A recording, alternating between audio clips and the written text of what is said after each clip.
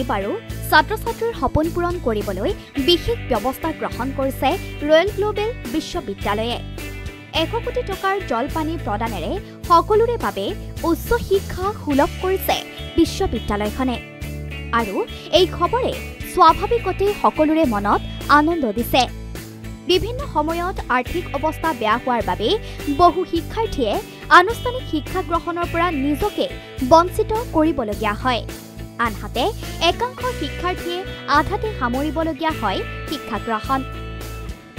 কিন্তু এতিয়াৰে পৰা আৰু চিন্তাৰ কাৰণ নাই।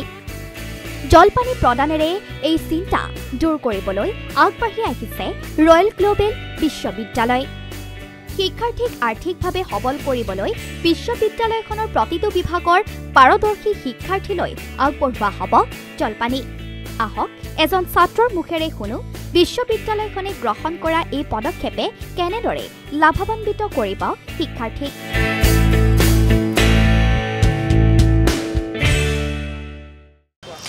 ৰয়েল গ্লোবেল ইউনিভাৰ্চিটিয়ে যিটো 100 কোটি টকীয়া স্কলাৰশ্বিপৰ বাবে পদক্ষেপ আগবঢ়াইছে তেওঁলোকে, তাৰে মই যিহেতু মধ্যবিত্ত শ্ৰেণীৰ ছাত্ৰী আৰু মই তাত এপ্লাই কৰিছোঁ মাছ কমিউনিকেশ্যনৰ কাৰণে। যদিহে তাৰে মেৰিট লিষ্টত মোৰ নামটো আহে তেতিয়া মোৰ কাৰণেও সেইটো ভাল খবৰ হ'ব। ৰয়েল গ্লোবেল ইউনিভাৰ্চিটিৰ যিটো 100 কোটি টকাৰ আঁচনি স্কলাৰশ্বিপৰ, এইটো বহুত ভাল আঁচনি এটা। আৰু তাৰ লগতে ময়ো ৰিচেণ্টলি এপ্লাই কৰিছোঁ, মেৰিট লিষ্টত নাম আহিলে ভাল। মই MA কাৰণে এপ্লাই কৰিছোঁ আৰু আপোনালোকেও কৰিব পাৰে, বহুত ভাল প্ৰকল্প এটা। বাকী এনেকুৱা অপৰচুনিটি খুব বেছি চবেই নিদিয়ে আৰু ইহঁতে যিটো সিদ্ধান্ত লৈছে মোৰ মতে এইটো ভাল সিদ্ধান্ত এটা।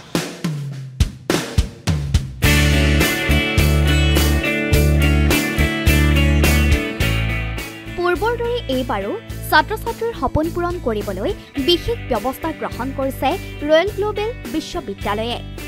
1 কোটি টকাৰ জলপানী প্ৰদানেৰে সকলোৰে বাবে উচ্চ শিক্ষা সুলভ কৰিছে বিশ্ববিদ্যালয়খনে।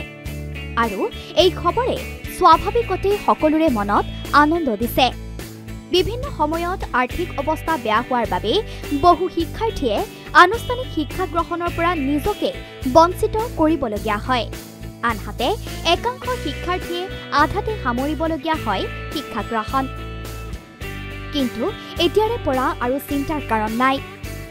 জলপানী প্ৰদানেৰে এই চিন্তা দূৰ কৰিবলৈ আগবাঢ়ি আহিছে ৰয়েল গ্লোবেল বিশ্ববিদ্যালয়।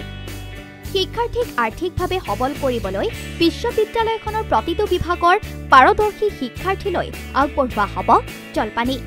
আহক এজন ছাত্ৰৰ মুখেৰে শুনো বিশ্ববিদ্যালয়খনে গ্ৰহণ কৰা এই পদক্ষেপে কেনেদৰে লাভান্বিত কৰিব শিক্ষাৰ্থীক।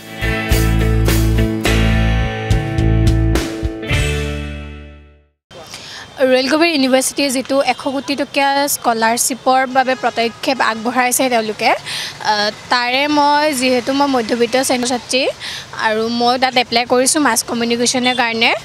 যদিহে তাৰে মেৰিট লিষ্টত মোৰ নামটো আহে তেতিয়া মোৰ কাৰণেও সেইটো ভাল খবৰ হ'ব।